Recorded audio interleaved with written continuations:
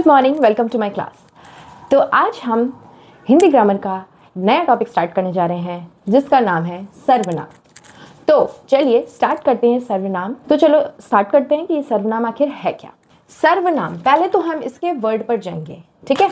ये देखिए, पहले तो हम ये जो सर्व शब्द है इसको निकालेंगे नाम, ठीक। सर्व मतलब होता है सबका, सबका।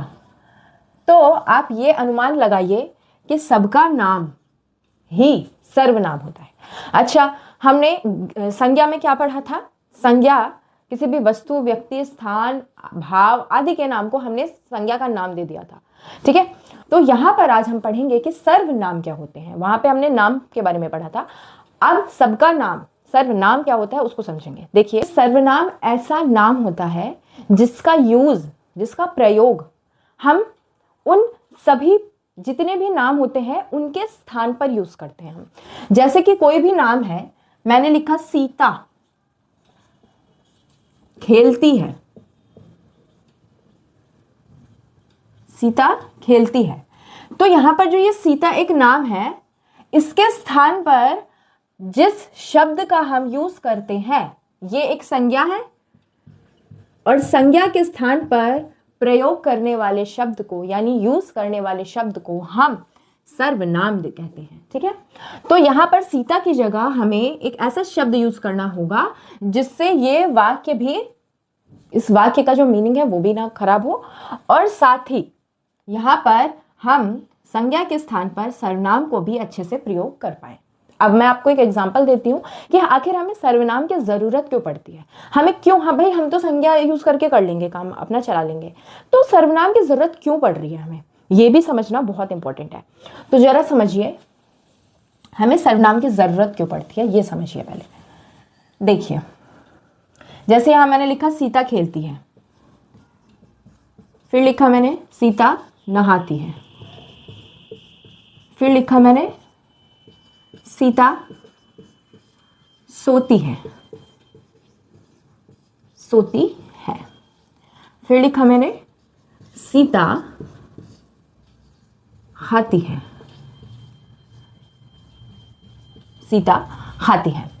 अब एक बात समझिए, हम भाषा की सुंदरता को बनाए रखने के लिए भी सर्वनाम का प्रयोग करना पड़ता है हमें। क्यों? अब आप बार बार पढ़ेंगे सीता खेलती है, सीता नहाती है, सीता सोती है, सीता खाती है, तो बार बार आप जब इसको रिपीट करेंगे तो आपको नहीं लग रही बार बार सीता आ रहा है हमारे मुंह में, ठीक है। बार बार सीता का यूज हमें करना पड़ रहा है अपना वाक्य समझाने के लिए। मगर क्या कुछ ऐसा किया जा सकता है कि सीता के स्थान पर हम एक ऐसा शब्द रख दें जिससे ये हमें समझ आ जाए कि हाँ, सीता के स्थान पर हम ये शब्द भी यूज कर सकते हैं और उसका मतलब भी नहीं बदलेगा, ठीक है। तो क्या हम कौन से शब्द ऐसे हैं जो हम यूज कर सकते हैं? जैसे सीता खेलती है, एक बार हमने सीता का प्रयोग कर लिया, तो भाषा की सुगमता और सुंदरता, सुगमता और सुंदरता क्या होती है? जैसे कि कोई भी चीज हम प्यार करते हैं तो वो अच्छी दिखनी चाहिए। आप अपना एग्जाम लिखते हैं तो आपका एग्जाम अच्छा जाना चाहिए, आपने कोई प्रोजेक्ट बनाया है तो आपका प्रोजेक्ट भी अच्छा सुंदर लगना चाहिए, तभी तो आपको परफेक्ट मार्क्स मिलेंगे। तो इसी वजह से हमें भी, जो भी हम व्याकरण का कोई काम कर रहे हैं या फिर हम व्याकरण को अध्ययन भी कर रहे हैं, व्याकरण को अध्ययन करने के लिए भी हमें हमारी जो भाषा है वो सुंदर दिखनी चाहिए, ठीक है।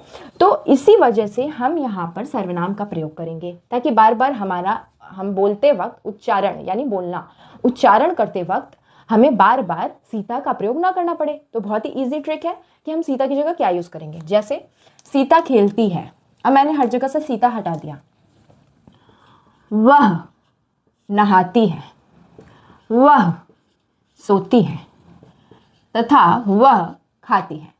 अब आपको यह समझ आ रहा होगा कि सीता खेलती है, वह नहाती है, वह, अब हमें बार बार सीता सीता का प्रयोग नहीं किया, हमने इस संज्ञा की जगह सर्वनाम का प्रयोग कर लिया। तो जो शब्द संज्ञा के स्थान पर प्रयोग किए जाते हैं, यूज किए जाते हैं, उन्हीं को हम सर्वनाम कहते हैं। ये आपकी परिभाषा हो गई, ठीक है। तो चलिए परिभाषा लिखती हूं अब।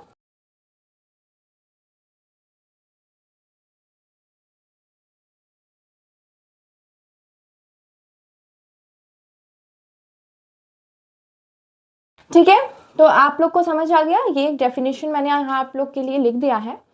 अब हम समझेंगे आगे का कि सर्वनाम के भेद कितने होते हैं। ठीक है, पुरुषवाचक का प्रयोग हम तब करते हैं जब एक वाक्य है उसमें जो बोल रहा है यानी आपने इंग्लिश में भी पढ़ा होगा first person, second person, third person, वही है ये। उत्तम पुरुष, मध्यम पुरुष, इसके भी 3 भेद होते हैं। जैसे मैं यहां लिख दूं उत्तम, मध्यम और अन्य पुरुष। अब ये उत्तम पुरुष, इसकी परिभाषा भी इसी से निकल जाएगी। उत्तम पुरुष वो होता है जो बोल रहा होता है, जो वक्ता होता है। वक्ता मतलब जो बोलता है उसी को हम वक्ता कहते हैं। जैसे इस टाइम मैं वक्ता हूं क्योंकि मैं बोल रही हूं, तो जो बोल रहा होता है वह होता है उत्तम पुरुष। ठीक है, जैसे कौन से शब्द आएंगे उत्तम पुरुष के अंतर्गत? उत्तम पुरुष के अंतर्गत यानी अंदर, उत्तम पुरुष के अंदर कौन से ऐसे शब्द आएंगे? देखिए, मैं, हम,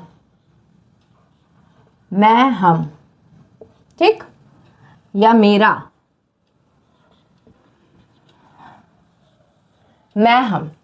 ये जो 2 शब्द मैंने लिखे हैं ये उत्तम पुरुष के अंतर्गत आएगा। यानी कि जो बोल रहा होता है सेंटेंस में, जो जिसका काम बोलने वाला होता है वो होता है फर्स्ट पर्सन यानी उत्तम पुरुष। यानी कि मैं, हम, अगर हम किसी सेंटेंस में बोलेंगे मैं खाना खा रहा हूं, तो यहाँ पर जो बोल रहा है वही खुद को मैं कहेगा, है ना। उसके बाद मध्यम पुरुष में आएगा जिससे वो बोल रहा है। जैसे अभी मैं हूं, मैं फर्स्ट पर्सन हूं और मैं आप लोगों से बोल रही हूं, तो आप हो गए सेकंड पर्सन यानी मध्यम पुरुष। तो यानी कि मैं आप लोगों को क्या बोलूंगी? या तो आप बोलूंगी, आप शब्द का प्रयोग करूंगी आपके लिए, या तुम शब्द का प्रयोग करूंगी, या फिर तू, फ्रेंड्स आपस में तू भी बोलते हैं, है ना, या तू शब्द का प्रयोग करूंगी। अब अन्य कौन? जिसके बारे में बात हो रही हो। जैसे कि मैंने बोला कि मैं खाना खा रही हूं और मैं किससे बोल रही हूं? सीता से। तो सीता से मैंने बोला तो सीता हो गई मध्यम पुरुष, जिसके लिए मैंने आप और तुम शब्द का प्रयोग किया। जैसे मैंने बोला तुम खाना खा रही हो, तो यहां पर सीता हो गई मध्यम पुरुष। अगर मैंने बोला वो खाना खा रहा है, वह खाना खा रहा है, तो यहां पर ये जो वह शब्द का प्रयोग किया है मैंने, ना ही वो बोलने वाला है ना ही वो सुनने वाला है। ठीक है, मध्यम पुरुष सुनने वाला भी होता है और जिससे बात कर रहे होते हैं वो भी होता है। जैसे कि आप मेरे सुनने वाले हो उस वक्त, तो अगर मैं बोलूंगी तुम खाना खा रही हो तो तुम सुन रही हो। ठीक है, पर अगर मैं बोलूंगी वह खाना खा रहा है, यानी कि वो जो थर्ड पर्सन है वो यहां पर है ही नहीं। तो अन्य पुरुष यानी कि यहां पर वो शब्द आएंगे जिसके बारे में बात की जा रही है। जैसे वह, वो, उसे, वे। ठीक है, ये शब्द आ जाएंगे इसके अंतर्गत। पुरुषवाचक संज्ञा हम समझ चुके हैं। जैसे मैं इसका एग्जांपल दूं, मैं अभी पढ़ रहा हूं। इसका एग्जांपल दूं, तुम खाना खा रहे हो।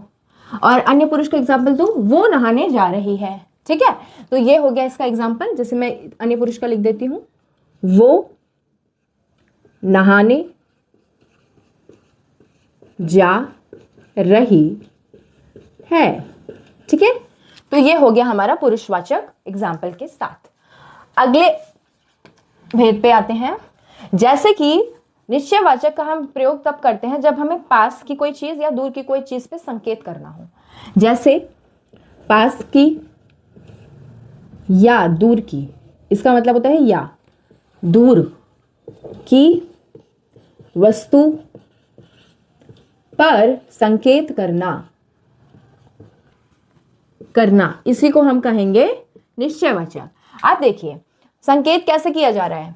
जैसे कि मैं एक एग्जांपल लिख देती हूं, इसका भी है तो आपको समझ आ गया। ये जो यह शब्द है ये है निश्चयवाचक का उदाहरण, और इसमें कौन सा शब्द था पुरुषवाचक का उदाहरण? ये। ठीक, तो आगे बढ़ते हैं फिर अगले भेद पे।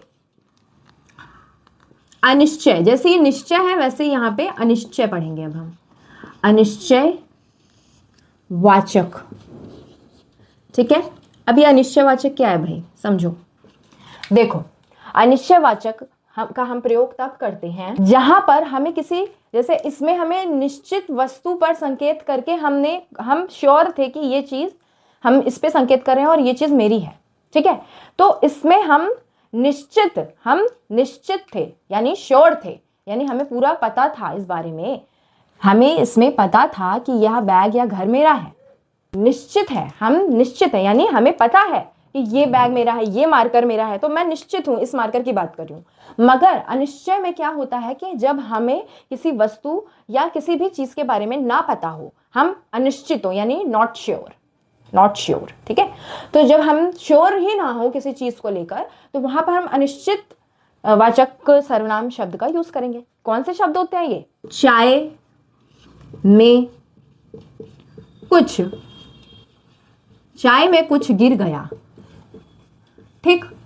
अब यहां पर देखिए, मैं यहां पर श्योर ही नहीं हूं कि चाय में गिरा क्या है, पर मैंने यहां पे कुछ शब्द का प्रयोग कर लिया, तो यानी कि जो कुछ शब्द है वही अनिश्चयवाचक का एग्जाम्पल हो गया। यानी कि मैं श्योर ही नहीं हूं कि चाय में क्या गिरा है, बस मुझे पता है कि कुछ गिर गया है। अब जैसे कोई घर में आता है आपके, तो आप बोलते हो ना, मम्मी कोई आया है, आपको नहीं पता कौन आया है, तो कोई आया है, यानी कि कोई शब्द भी अनिश्चित वाचक का एग्जाम्पल है। कोई, है ना, कुछ, तो ये भी एग्जाम्पल हो गए आपके अनिश्चित वाचक के। अब आगे बढ़ते हैं, फोर्थ, इसको मिटा के करते हैं आगे का। संबंधवाचक, प्रश्नवाचक और निजवाचक, ये तीनों भेद हम पढ़ेंगे, ठीक है। तो पहले हम संबंधवाचक के बारे में बात करेंगे। देखिए, जैसे कोई बात बोली मैंने, तो संबंधवाचक दो बातों में के बीच संबंध बताने का काम करता है। अब आपको इससे समझ आ रहा होगा कि संबंधवाचक का क्या काम है ना, संबंध नाम में ही लिखा है। जैसे मैंने बोला, जो आएगा,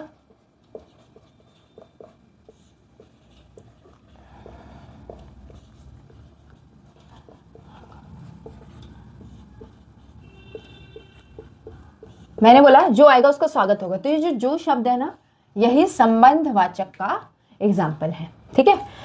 जो आएगा उसी का स्वागत होगा। दूसरा एक और दे देती हूँ आपको एग्जाम्पल।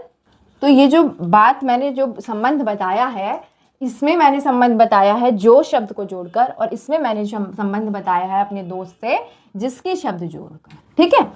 तो ये हो गया हमारे संबंधवाचक। जैसे कि कोई सेंटेंस में प्रश्न करने का बोध हो, किसी व्यक्ति, वस्तु या प्राणी के बारे में कोई प्रश्न कर रहा है, या फिर व्यक्ति, वस्तु, प्राणी आदि के बारे में कोई भी प्रश्न करता हुआ नजर आए अगर आपको, तो वहीं पे प्रश्नवाचक सर्वनाम हो जाएगा। कैसे? बहुत ईजी है ये।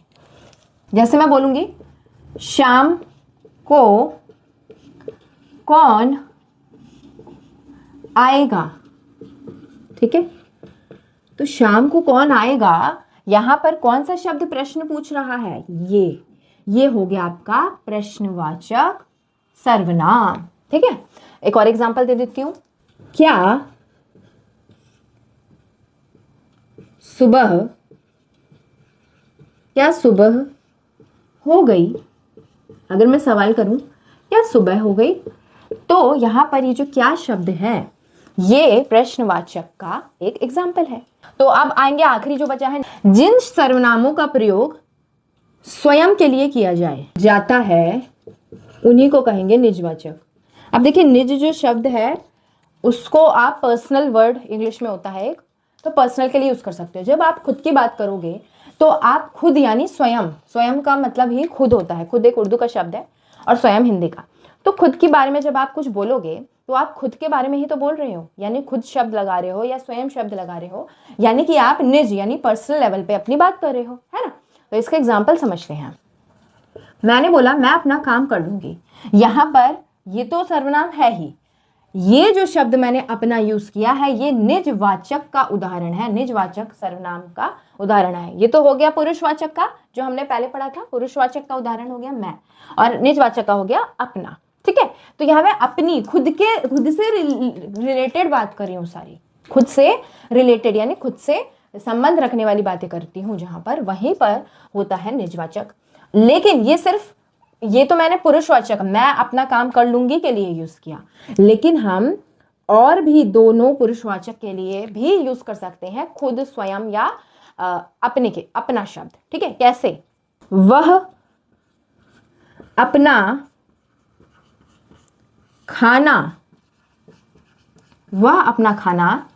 खुद बना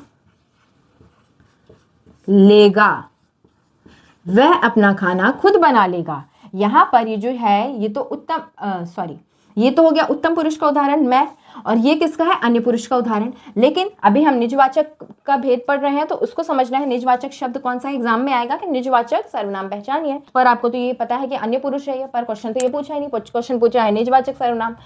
निजवाचक सर्वनाम जो है वो जो यहाँ पर ये खुद शब्द मैंने यूज किया है, यह भी एक निजवाचक सर्वनाम कहलाएगा। ठीक है, यहाँ पे मैं का यूज करके मैंने यूज किया था अपना, और यहाँ पर मैंने वह शब्द यूज करके खुद बोला।